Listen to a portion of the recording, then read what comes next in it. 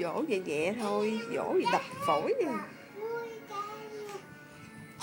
Mới uống sữa nghe chưa?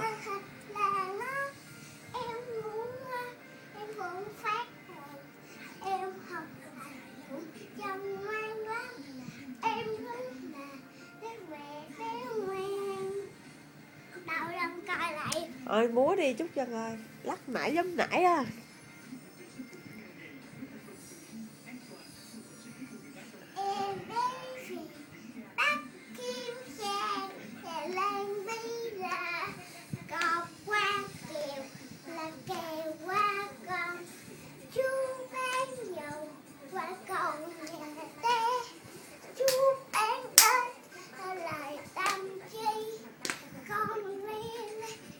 Đừng có nhảy nữa, no nghe chưa?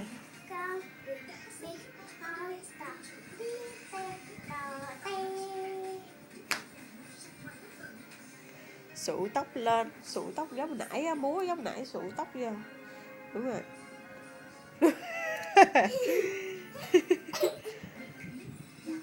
Cái này mẹ đừng gõ cho ba nha. Ừ. Cái nào đẹp mới gỡ, xấu gỡ chứ.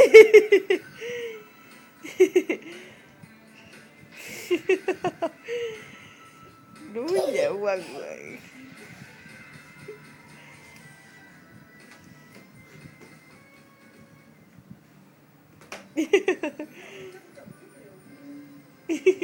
Trời trời.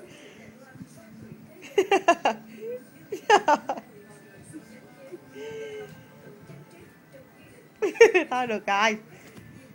Hồi xỉu luôn bây giờ. Nằm xuống đi. Nghỉ. Đôi chân cay. Ừ.